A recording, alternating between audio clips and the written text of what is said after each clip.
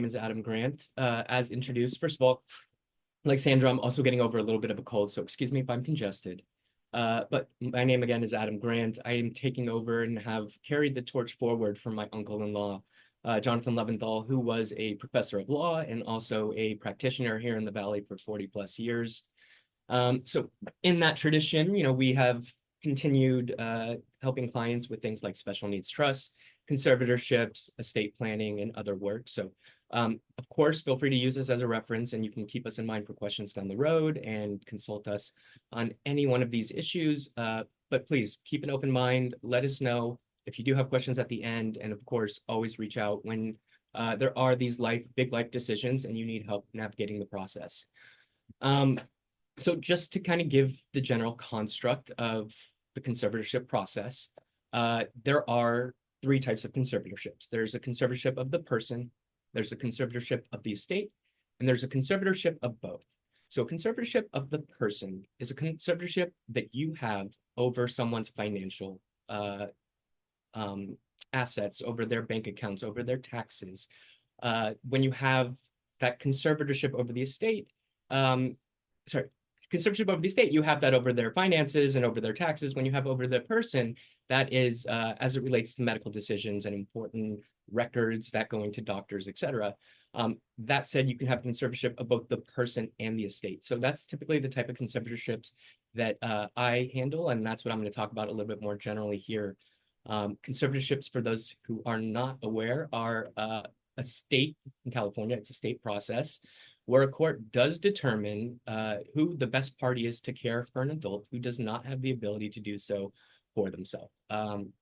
So that takes numerous forms and shapes, and of course there are various levels of incapacity or inability to take care of one's own circumstances.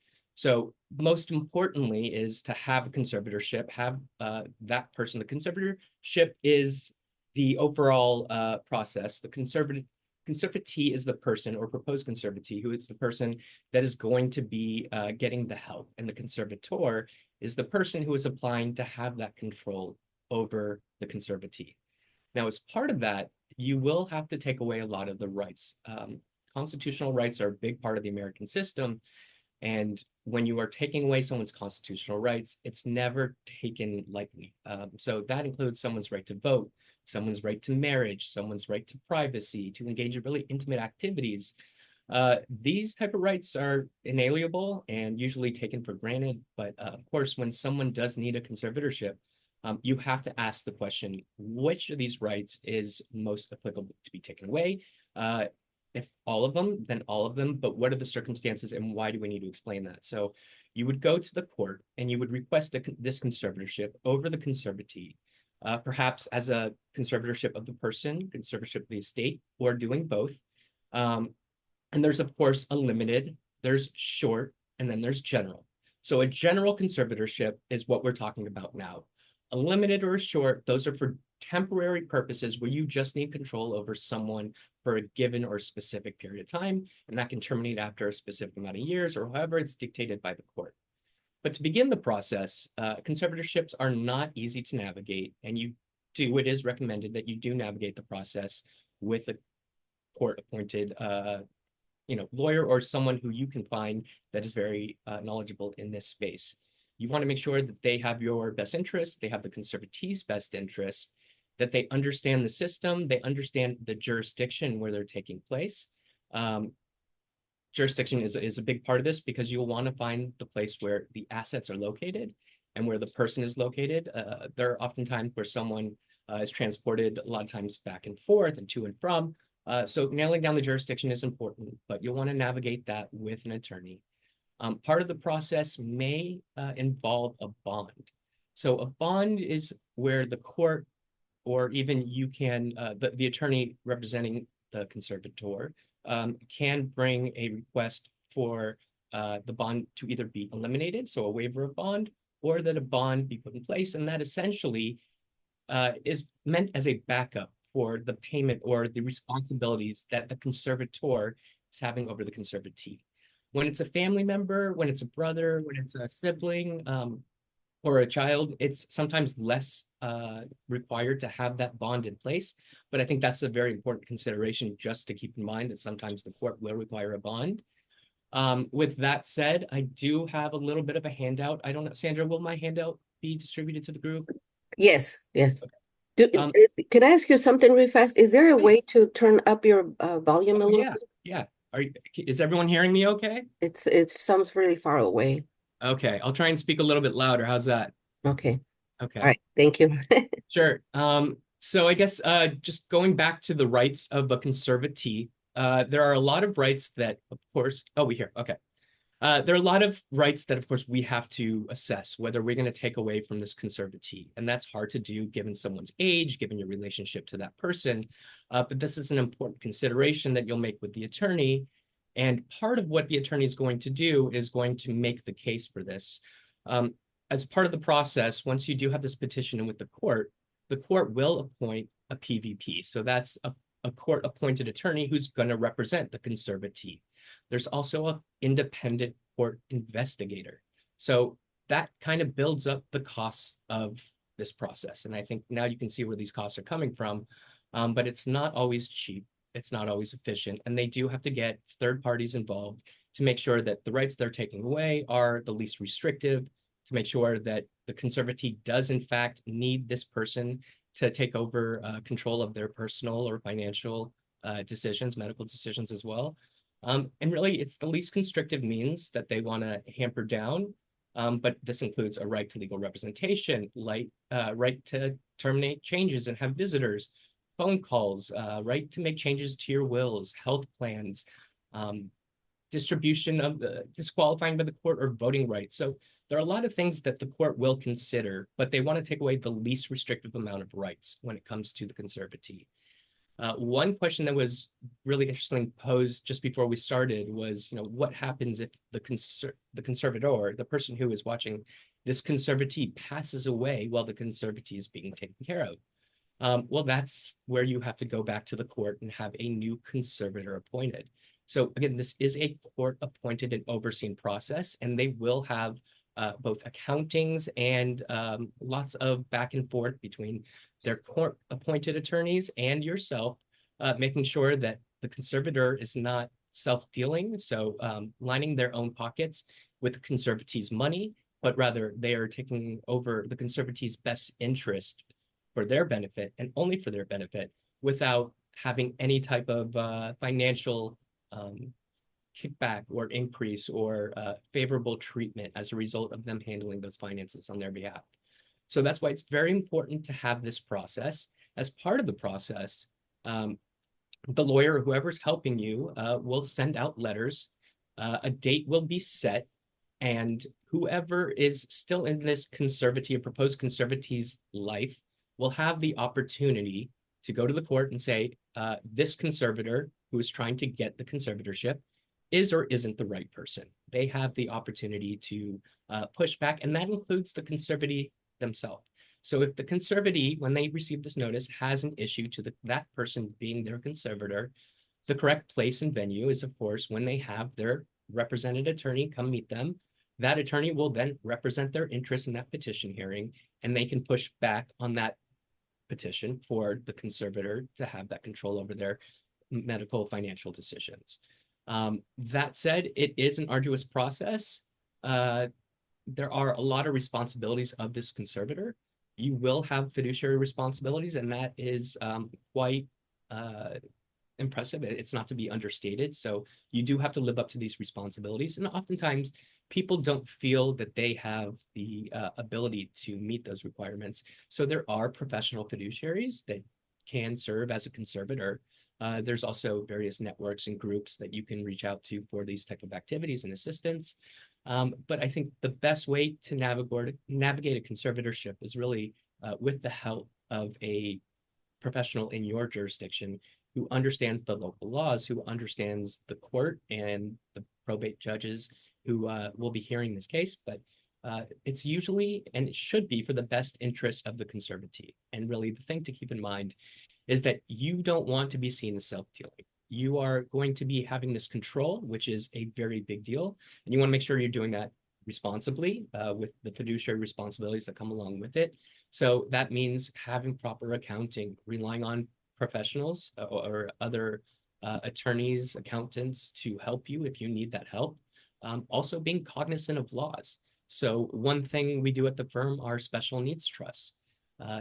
If this conservatee is perhaps on government benefits, you have to be very cognizant of making that conservatee ineligible for said government benefits. So that's where perhaps you can explore things like a special needs trust as well. With that said, that's really just the overview of the conservatorship process. If there are any questions, I'd kind of love to hear what the group has, and if I can tackle any immediate first things to mind. Do we chat or can we just blurt out? Blurt out, please, blurt out. Okay. How does one speak to themselves to determine what kind of questions to ask, to determine limited or full conservatorship? Because I'm at that place because my daughter just turned 16, but I like to do things like on time. So, but I don't know if she's going to need full or limited. I'm hearing both sides from different parents, so it's a little confusing. Thank you. Yeah. It's usually on the needs of the child, and I think ultimately it's up to the court who's going to decide whether that's a limited or a general. You will make the best case for your child, and what the limited versus general will do is give you that full reign of authority, so the full lot of control, versus limited, where of course you're restricted by whatever the court tells you you can or cannot control with respect to that conservatee. So you can plan. I think it's great to be conservative and try to account for all those things that really you can see having that need for control over, and mapping that out with the attorney that you're plotting this course with. And ultimately, you bring that to the court, you make your best case, and the court will determine whether the least restrictive means is that general or the limited. Well, when you fill out the paperwork, is it different paperwork for full and different paperwork for limited? It is. So you go in as full and then, or you go in as limited, and then the judge will say, no, I want you to do full, or how does that work? Yeah, so when you go in with your attorney, essentially the attorney is going to help you determine what the best course is, how you want to apply. So you can apply for a limited, you can apply for a general, and that's essentially how you mark the document. They will take that limited, they will take that general, they will have, of course, the personal court-appointed CAC or the PVP, that's the court-appointed attorney for the conservatee. And there's also the independent investigator. So they will whittle down whether this is overly restrictive or not restrictive enough, if that makes sense. Right. They're not going to make you file all over again because they want, okay. Yep. Because that could get pricey if you have to do stuff all over again. And the whole price can be pricey. So you do want to get it right the first time. Are you allowed, like I'm by myself with my daughter and there's no family members, are you allowed to put someone else as a backup conservator person, for your child? No, it doesn't really look like that. If it's a child, you can also explore guardianship. And that's another GAL. There's types of guardianship you can explore until they reach of age. A conservatorship is more prominent for an adult who is Right. That's what I'm trying to say is once my daughter turns 18 and I put conservatorship in place for her, can I have like a backup person for me, in case I pass away? It doesn't really work. It doesn't work that way? Okay. Correct. Okay, thanks. Yeah. Each conservator will need to be appointed for the conservatee. They want to make sure that conservator is the right person. I have a question. Please. We have an adult sibling with Down syndrome and an elderly mother. Okay. Have several siblings who are willing, able, happy to be this role. Right. What steps do we need to take to determine who's the best person, and or what do we need to do to ensure how do we decide who the best person is? That's a great question. So I think it's a family discussion first. It's really sussing out who has the not only the time but also the skill set to administer these finances, to oversee things, to make sure that government benefits don't run amok. There are a lot of responsibilities, and you want to make sure that, first of all, of the group of siblings, you're choosing the more responsible person, the person that has the connection. And I think a big question here is proximity. So you're close, how close you are to the residents of that conservatee. You want to make sure that the conservatorship does have access to the conservatee, can visit them, can reach them if needed. So you don't want to pick someone who, you know, is way up north in California. If you can find that responsible party who has that really sophisticated know-how to operate someone else's financial statements and also be on top of their taxes and stay on top of their medical records, and then also has that proximity to the conservatee, I think that's really the winning mixture. So you kind of figure out who in that group is best. And then once you bring once you bring those set of facts to the lawyer will help you suss out who to bring to the court as that conservator, and then helping the court understand that you have made that right decision for the conservatee. Does it have anything to do with what the elderly parent wants? Less what the parent wants and more what's best for the conservatee. Well, I think that I feel like I know which sibling is most appropriate and best available, but my elderly parent, I believe, wants to give a job to a ne'er-do-well sibling and say, oh, well, he can take care of him. No. And I don't think that that's appropriate, because I feel like, you know, this other sibling is an empty nester who would do amazing, but the sibling that my parent prefers, it would give them a job, if you will. And I feel like, how can we navigate that? I don't want to insult my mother, but I kind of feel like she doesn't know how it works, you know? So there's some touchy relationships there. And of course, with conservatorships and anything in this space, it's always sensitive with family relationships.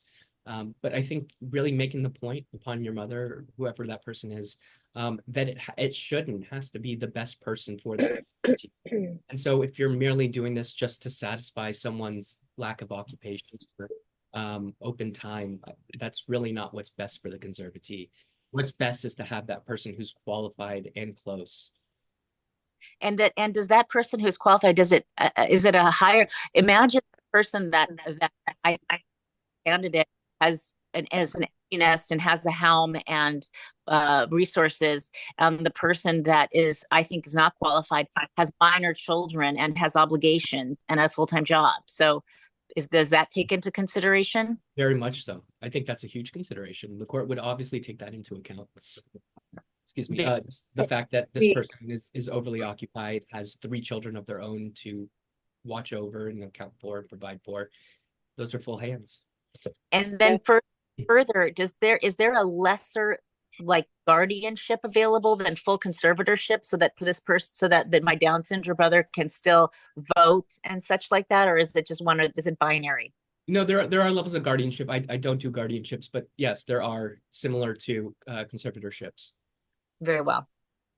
Oh, and then also, can we do 2 conservators, like, so that it's a team effort between siblings, or does it have to be one person? It's usually one person. I see. Yeah. Although, of course, one person can get help and use fiduciaries and professionals, etc., to make sure they're doing the best job possible. And if I may just add, in case this helps, but that whoever becomes a conservator has a fiduciary responsibility, right? So there's actually liability there. So if there's somebody who's stepping in who cannot take on that liability, it's actually it would be quite a difficult situation. Is that right? That's exactly right. So this is a fiduciary responsibility, much like being for instance, a trustee in a trust. In administering that trust, you do have responsibilities beyond those of just a common citizen.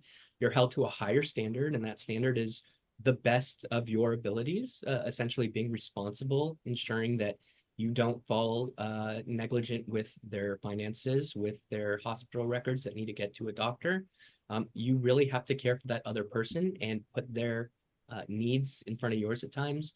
So that person that is going or attempting to become the conservator really should be aware of the requirements. In fact, when you do file for a conservatorship, Part of the process is with serving the conservatee and all the parties who could attend this who can attend this hearing is, there's a lot of intermixing, and you can get ahead of, I guess, the court practice, the court system by having that fiduciary who's really responsible, who knows this, who knows how to operate, who has a very clean record. I mean, one thing they're going to look at are the criminal record of the potential conservator, making sure they have a clean record, that they're not derelict with their own finances. So they should be able to handle not only themselves, but one other person, and do so with those responsibilities intact. We have some questions in the chat. If you don't mind, we Yeah. can go to those. I think somebody already asked that question about doing something besides the full conservatorship. Yeah. Again, so there's limited conservatorships, and then there's short conservatorships, and then there's, of course, when you're doing, you can do a limited conservatorship of the person, a limited conservatorship of the estate, or a limited conservatorship of the person and the estate. So again, that's just financial versus medical decisions on that person's behalf. Let's see what other Then questions. if we have a special needs trust with a court process for choosing a new conservator, I'm not sure the question, rely on the chosen trustees, advocates, chosen in the trust. I'm not sure what the question is. So yeah, I can address that. Okay. Yeah, if you have a special needs trust, the great thing about trusts, of course, is not only do you avoid probate, but they're outside the purview of the courts. So that doesn't mean they're completely never in court, but they're meant to be private documents that you don't have to go to court to get adjudicated. So with that, a special needs trust would absolve the requirement of having to go to court, have that conservatorship. But you, at the end of the day, the court is the only one who can put that conservatorship in place. So even though you have documents, perhaps you have an estate plan, and as part of your will, you've nominated a conservatorship for someone in your family. That conservatorship, that is a direction to the court. So rather than them have to determine that on their own without the best information, you are giving them the instruction of how you would like that to operate. And that gives them the clearest signal of how to do things. And you would expect more often than not, that's how it works. But that's with a special needs trust. Of course, you want to be very careful with how that's operating. And there are fiduciary responsibilities as well, with being the trustee of that trust. So again, still responsibilities. But I don't know if I think I've answered that question. If there's anything I can follow up on there, let me know. The general cost for this work. So that's a great question. Depending on the attorney, the firm, the location, and the amount of means. So if it's a general, a limited, a short, you're going to get different quotes from attorneys. I can give you my quote. For me, this can be conservatorships take anywhere from a year to 2 years. They cost a lot of money and take a lot of time. There also are a lot of costs associated with that. So for someone like me, you would typically see a $6,000 or $7,000 retainer, only half of which is paid up front. That would not include $2,000, which would be held in trust for court costs, which can add up, but anything that's not used, of course, is returned.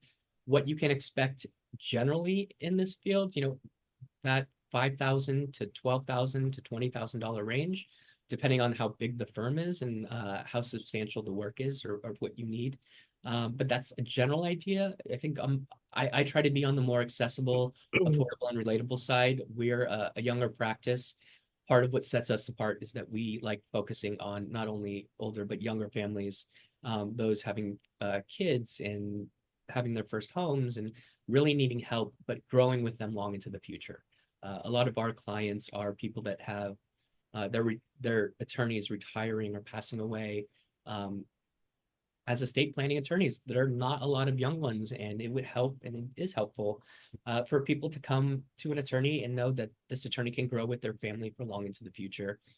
When that child or adult needs help, when they have children, their children can then ask the attorney kind of how things operated, and of course, work with that attorney for their own estate planning needs. But yeah, that's a general sense of pricing. Can this be done without an attorney? Yes, it can be done without an attorney. Very difficult again, and you can make one wrong move and that can slow things down, delay things. There are a lot of reasons why you would want to consider an attorney versus try to do this by yourself. There's also a lot of very specific jurisdictional issues depending on where you file. So you want to be ahead of those things and just make sure you have someone who knows how to do the process. You get it done the first time. You're not triple paying and quadruple paying for refiling things that aren't done correctly. But yeah, having an attorney is extremely helpful for this process versus some others in comparison. Someone texted me a question. If it's a contested conservatorship, are you guys able to represent families that way? Like Yes. Do parents contesting conservatorship? Absolutely, yes. So we still help families with contested conservatorships. They're not fun. Of course, a lot of law firms do like to specialize with uncontested.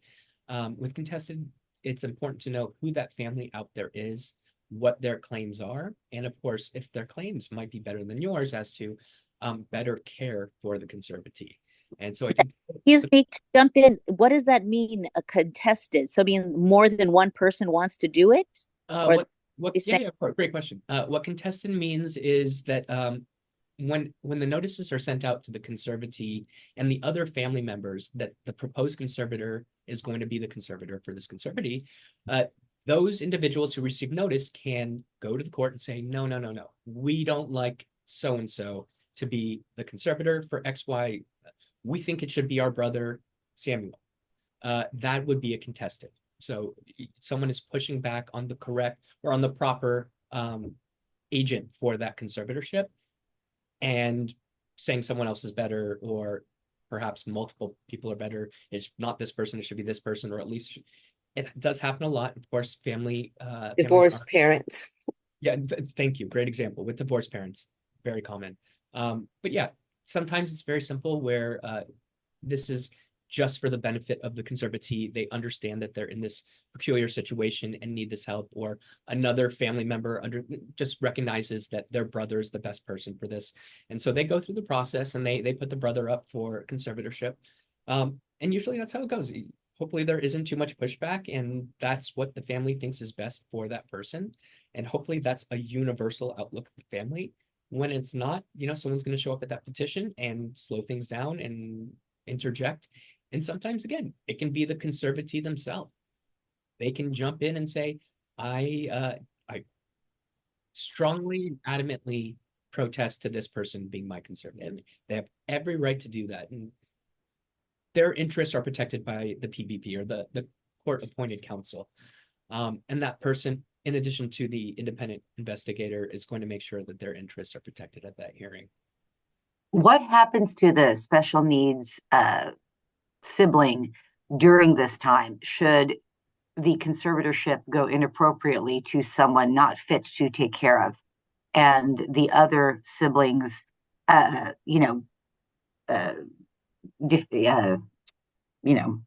try to change that? Where does the special needs sibling go during that time? Who is he with? Will he become ward of the court, or is he appointed someone out of the family? What happens during that time? No, well, if there's already a conservatorship in place, then the court has appointed a conservatorship to be that person. And then if there's objection to how that fiduciary responsibility is being carried out, or there's a contest to being the best person, that's something then you would have to bring to court. But you would then, of course, have to overcome why you didn't protest the first time. So when the conservatorship was put in place, where were you when you received that notice? And as a sibling, we will be notified for sure? Absolutely. Okay. Absolutely.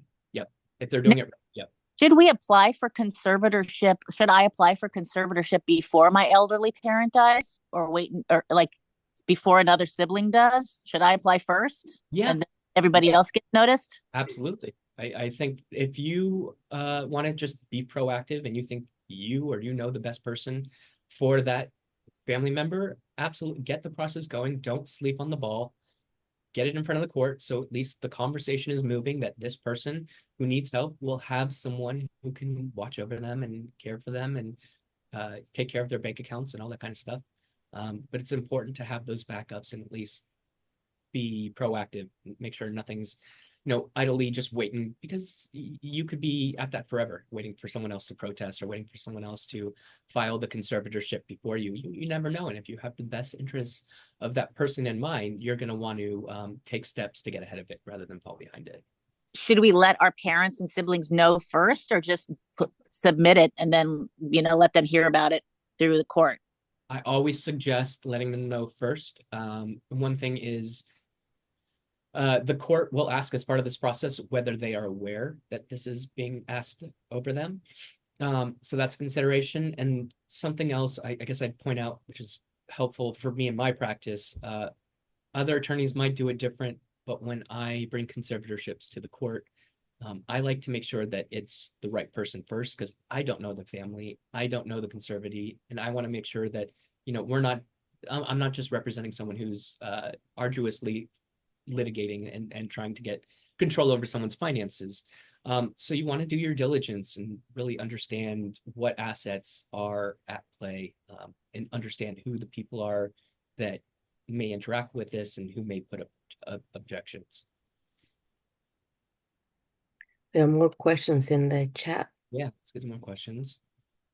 When's a good time to start? Anytime's a good time to start when that person is 18 or older and they have those long-term issues and need that help. Can both parents be conservators? That may be possible. I haven't seen that. That doesn't mean it's not the case, but more commonly than not, I see it as one parent is the lead conservator. Bates Zedek, yes, there's the name. So it came up a little bit earlier, but it's been discussed, how we can do this process either on our own, or do it through an organization that champions conservatorships and conservatee rights. And then in addition to that, professional fiduciaries. So people, if you don't know who that conservator is, who can actually take care of that person, perhaps you do want a professional caretaker. Excuse me. So Beit Tzedek is one of those really great Jewish focused organizations here in Los Angeles. They do a lot of pro bono and complementary work for clients, helping them navigate this process. That said, it's not the same with like the legal matches and these other third parties that are trying to circumnavigate just the normal lawyer routes. But we do commonly see people who are trying to go around just going the course of a lawyer, and for whatever which reason, they forget to file something, forget to fund a trust, but they don't have that oversight and care that an attorney will provide. And so that's where we clean up their messes a lot of times. And you could cut all that out. You could avoid that minor waste of money and put a little bit more into just doing it right the first time. That's something I would highly suggest, although Beit Tzedek is a very great organization. So can't say anything. Yeah, I wanted to say that they do great work with conservatorships, but right now, I think they have a waiting list or something, but it takes, like, if somebody wants to use them, it takes a very long time. Yes, Very they're long very time. slammed. Yeah.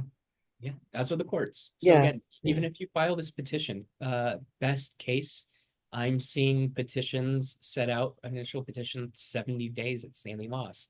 So just to even get in front of a judge and start the process, it would take 70 days. And that's without the independent court investigator process. That's without any notes going back and forth between the attorneys.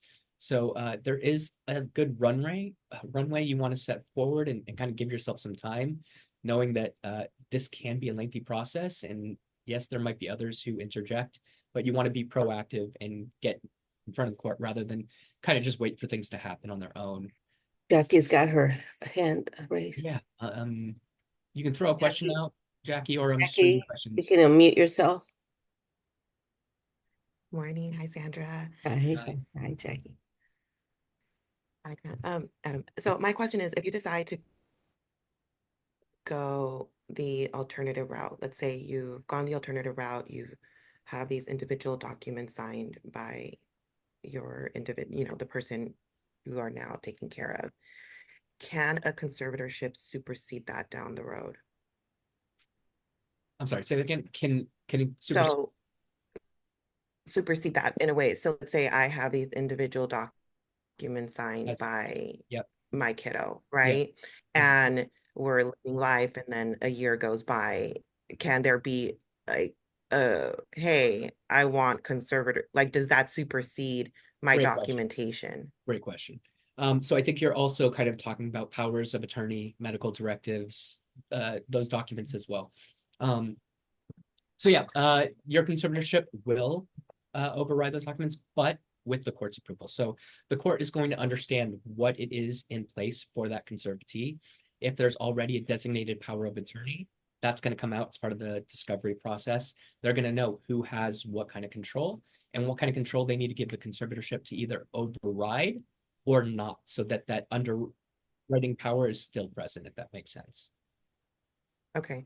And if I'm in another state at that point outside of California, how does that happen?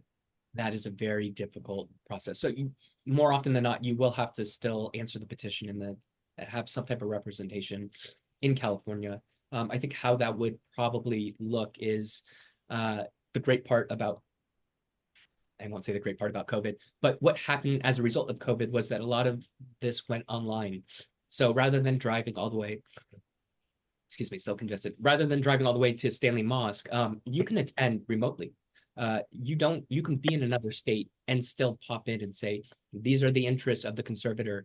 This is why these rights need to be rewarded to the conservator over the conservatee, and to make sure that they can't harm themselves. They can't have, they're trying to marry and sleep with every person on the street in their building like that.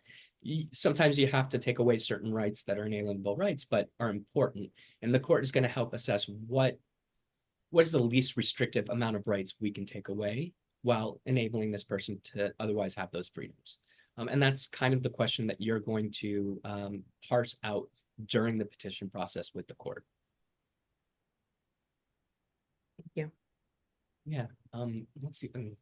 Unless anyone wants to jump in, I'm going to keep going through the Yeah, comments.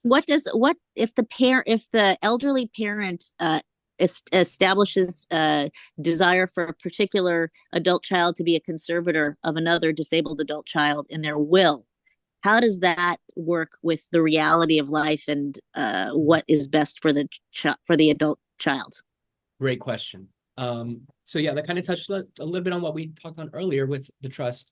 They are going to try to follow. Again, that's guidance. That's not the person who's electing or trying to suggest the conservator doesn't have the power. It ultimately falls on the court. So the will is an instruction manual. It's going to tell them who that person thought was the best caretaker for the conservatee. That doesn't mean perhaps that person has fallen on hard times since that will has been put together, and they're homeless or any one of a million things. But the court can then interject and say that may have been the will of so and so, but it's our responsibility to determine who the best conservator is for this conservatee. So they are going to say it may have been this person, and the person closest to the family thinks it should have been that person, but they're not around now, and we can see that this person can't handle their own finances. It's not going to be a great decision to put them in charge of someone else's finances. So the court might not follow through with that, if that makes sense. And I guess kind of just to highlight that, I was going to go back to the declaration, but one thing I do try to focus on and parse out with my clients is having that strength of a case. So knowing that you're going to go through the process and it's going to be successful. A lot of attorneys will kind of just throw darts at a dartboard and hope something works. But what I ask for and work with clients to get at the outset is a declaration from the conservatee or proposed conservatee's physician. What that does is it builds a really strong case right out the gates. When you start presenting this petition paperwork to the court, they can already then determine that the interests are aligned, that the doctor agrees that a conservatorship is appropriate, rather than playing catch up and the court then seeing your documents, then asking for things.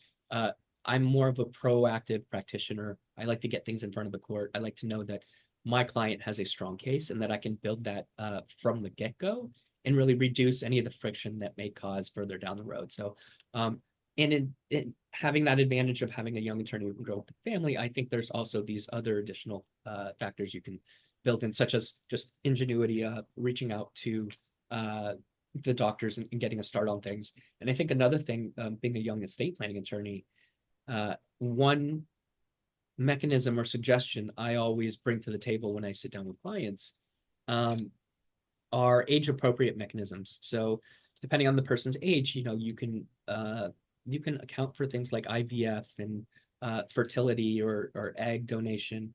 But it's really about knowing the exact couple, knowing what the specific requirements are and what would be most helpful.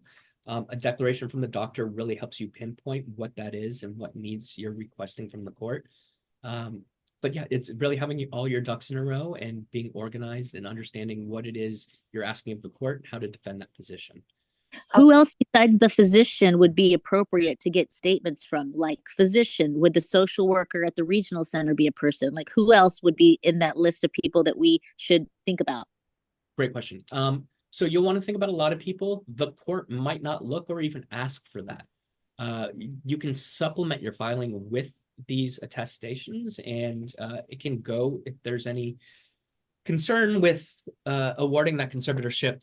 It can help push things over the edge. But what's initially going to be received by the court are just the court documents. So they have their very strict set of forms. The physician declaration that I'm talking about is a form, and it's a form that the doctor will know how to fill out.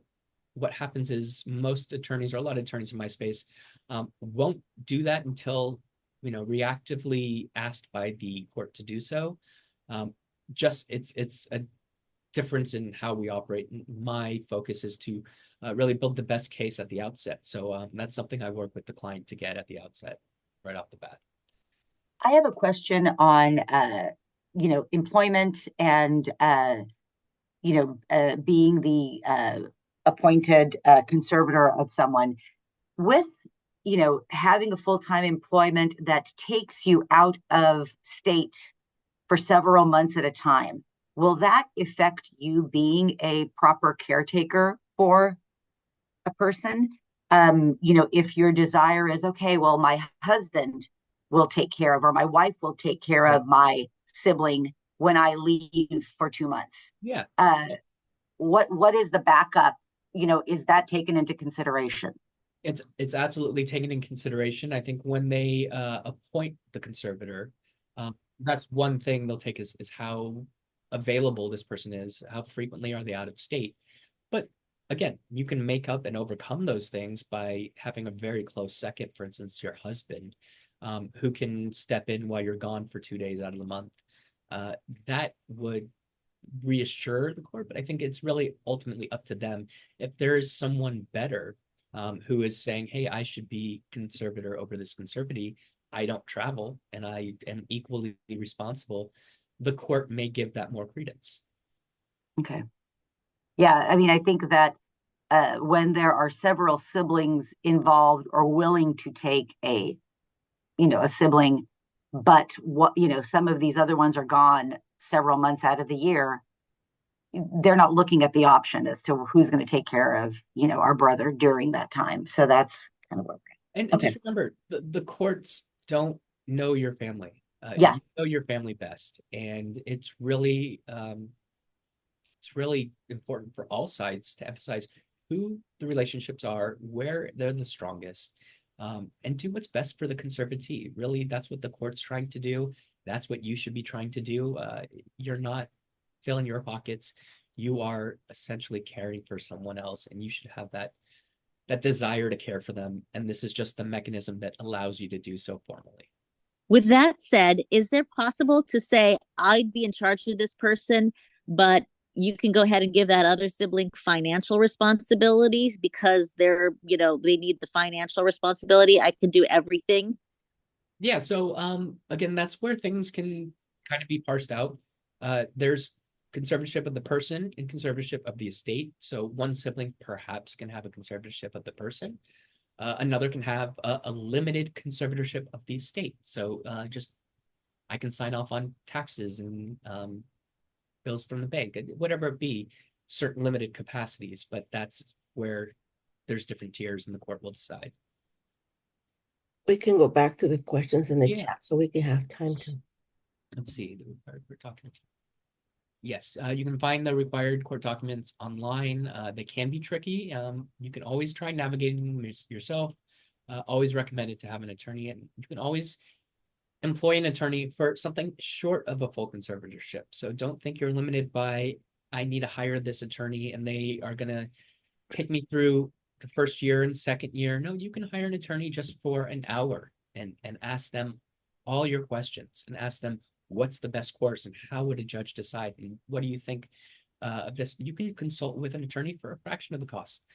And that's maybe another consideration. Instead of hiring them to do the whole process and really just get it done for you, you can have them give you a little advice to do it yourself. Just another consideration there. And again, there are those organizations like Beit Tzedek, which are very great, sometimes busy, but they have really great people with great goals. And I want to mention that most courts have clinics that you can go to and Absolutely. they can help you through, Absolutely. paperwork and stuff like that. Yeah. Okay. Adam, really quick, sorry to piggyback Please. off that. If Yeah. we want to retain you, do you charge a consultation? Yeah. So if I do actually free 15-minute consultations, which means I get a great overview of what you're looking for, who the parties involved are, and what the case kind of looks like. From there, you can either do a consulting, like I'm in this position, I don't know how to go forward. Can you help walk me through the process? Or I just want to ask questions about this very small, like the bond portion. How do I navigate the bond? So you can, if you get stuck on any portion or a hiccup, you can reach out for assistance on that, or you can reach out. There's going to be a lot of hiccups. It's a very detailed process. So having an attorney who's accessible, affordable, relatable, but also just present, something we pride ourselves on at the firm. I haven't come across anyone else that does this. We have a 24-hour guaranteed response time. So if it's not on the weekend and it's not an emergency, you will get a call back within 24 hours. And that's because we like to know that our clients are accounted for. They feel comfortable with the advice they're getting. They know where they stand at any given point in time and how things are moving. So accessibility is a huge trust factor, I believe, with a lot of the clients, but also just being there for the families, having a young face who's, not turning 79 and retiring next year. Who's going to hold on to your trust documents? Who's going to advise the family as to how things were going to pass or how the parents tried to operate things? It's really important to find someone who's young, who's relatable, but who also knows the space, who's picking up, a tradition of 40 plus years, but has that availability and accessibility to hold hands throughout the process and keep you informed whenever something happens or even when it doesn't. Just keeping you up to date with things because the court is a lengthy process. Are you taking new clients? Yes, we do take new clients. Anything financial? Contact information will be on our flyer. I will put that in here as well. You can always go to our site. Any other I'll send the flyer that he's sending me, great. also some resources. Yes. And I wanted to mention that when we did our limited conservatorship for my son, I was appointed the conservator, and then we had two conservators, who's my older daughter and my ex-husband. There you go. Yeah. So yeah, teams, members, but really the court is going to decide who that person is. And there are opportunities for subsequent family members to come out of the woodworks. By the way, I hate to joke about it, but this really is where people come out of the woodworks. When a trust is irrevocable and someone has passed away and a will becomes reading, or someone's attempting to get a conservatorship over someone's estate and they have considerable resources, you'll see family members jump out of left field. You've never heard of Uncle Joe, but Uncle Joe exists.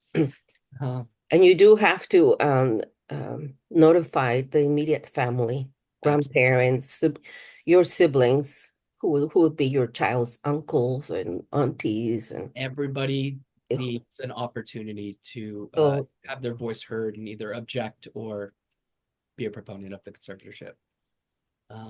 We got two hands, and then Is it possible that I feel like my mother, my elderly mother, might retaliate if I apply for conservatorship of my brother, being that she wants another sibling to care for him, to give that sibling an occupation? Yeah, What can I do to ensure that I'm seen as better altruistic and situated. positive? Absolutely.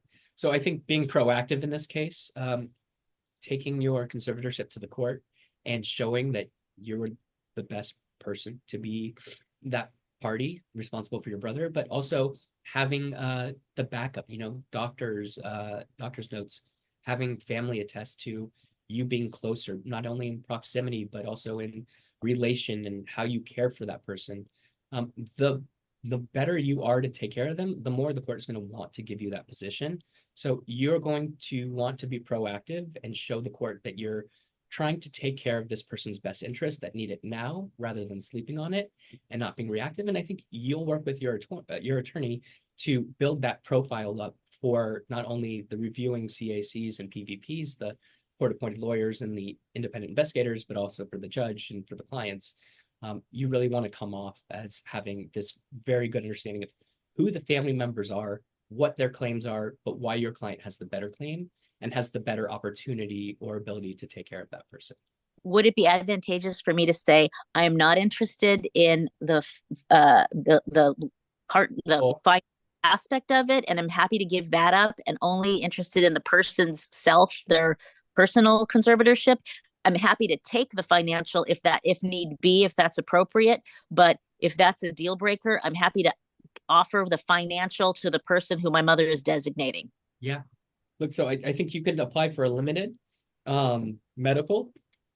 And then to the extent you want to or feel like that isn't sufficient and there are financial needs that you then have to get involved with and aren't taken care of, you would then go back to the court and expand that conservatorship, if that makes sense. But approaching it from the more limited rather than the more general is going to be to your benefit because you are essentially trying to take the least restrictive rights from that conservatee, if that makes sense. Yes. Let's see. We have time for one or two more We questions. have two hands and then Two hands. probably that's it. Hey, Probably, 'cause we Margie and Desiree, shoot it out. Hey, Adam. So you said it takes about 1 to 2 years for the whole process. Yeah. And you said on their 18th birthday is when we should start, but how many days ahead or how many weeks ahead or how many months ahead of that? Get started now. Okay, because my son is 14 right now. Oh, 14. Okay. Yeah. No, I would wait closer to 17 if are you the natural parents? Yes, we are. Okay. Yeah. So you have full custody, ownership, control, guardianship until 18. And then I Right. think right before 18, at 17, come to an attorney, start getting the process going, at least get a date set on the court books. And of course, you can always withdraw the claim, but at least you would then have something in motion so that when your child does turn 18, they're not left out in the cold. And I would actually take this moment to just suggest one more thing. A lot of people don't consider it, but estate planning attorneys are thought of as planning for just after death.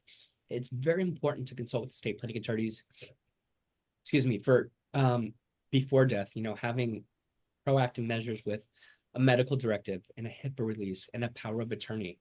And these aren't mechanisms or vehicles for just the elderly. These are vehicles that anyone over 18 should have. So as your child becomes 18, you should have your child, and they can easily execute these controls in your favor. So you can avoid some of the conservatorship process by just having the power of attorney medical directive. What I'm saying is, irrespective of the person, any 18-year-old in any state, any situation, healthy, not healthy, should have these power of attorneys and medical directives.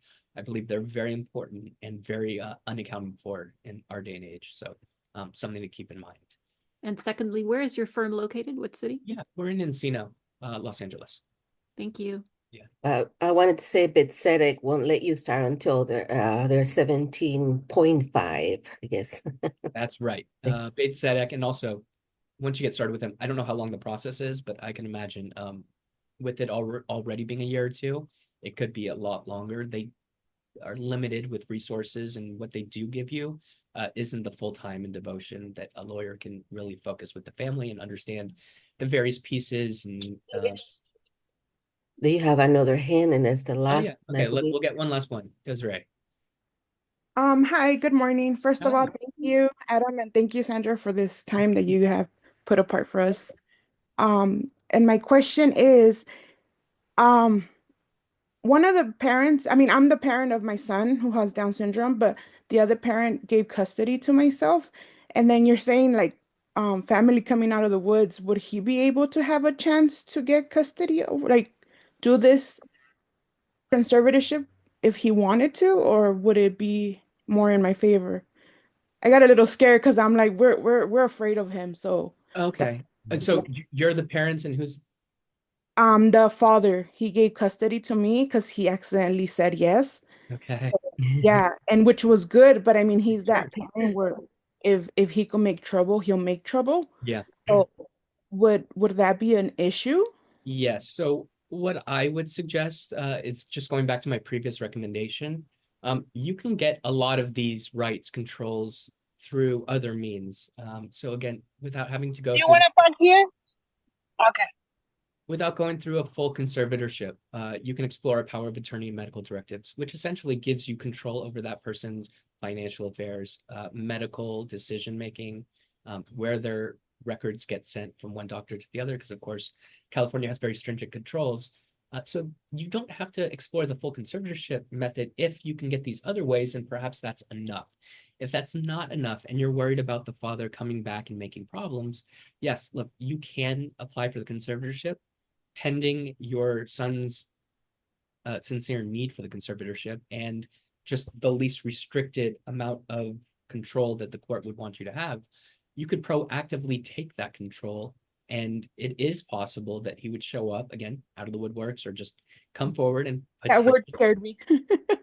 yeah, that's very scary. But look, I think what would help you, you can work with an attorney like someone like us. We can build out your profile. So essentially put things in place that give you more or less control. And so that when it gets to the conservatorship process, they already see that this is the best arrangement. You've been successful in already handling the affairs. And that with the protections through powers of attorney and medical directives that you have had, you are the best person. So that Oh, really builds up that decision from the court for you being the conservator for that child. okay, because he has Down syndrome. He's nonverbal. He's Yeah. um hard of hearing. They think they just we got referred out because they believe he has autism as well. So that's Yeah. kind of what he needs it. I was going to say, in certain circumstances, it is needed. That does sound like a situation where Right. conservatorship is needed. Same thing, my son has a dual diagnosis. Yeah. Yes. Okay. Thank you. But I believe I've seen a lot of cases where like if the primary caregiver they go into court, they have a great chance of keeping that Yeah. the That's guardianship conservatorship. Yeah. That's right. And that's what I kind of mean by just building up your primary status. Mm. Yeah. Well, thank you so much. Well, okay, one, I see Ashley is an Ashby Okay, one more. siblings. I had just asked if our special needs sibling does not currently have a conservatorship, so there isn't one currently designated for him, and he's well over 18. Yep. Is it just a matter of him, since he doesn't have a conservatorship, signing over legal or medical release to me or to somebody? Do we do that with a notary, or do we have to have an attorney? What is that? So it all depends. Some attorneys are notaries. For instance, I am a notary, so I can notarize things. But yeah, you would want to do that with an attorney. But is that really what we need, what we can do if we just want to have him sign it over to us right now, just for the meantime? Yes, I think that's absolutely the best course. I would strongly suggest that at any age, any 18-year-old should have a power of attorney. In this circumstance, even more so. And it really is a straightforward process. It's a matter of talking to the right attorney, having them understand what those needs are, papering the power of attorney, the medical directive, and the HIPAA release, and then just having it signed and notarized. Okay. Okay, and does the parent need to know that?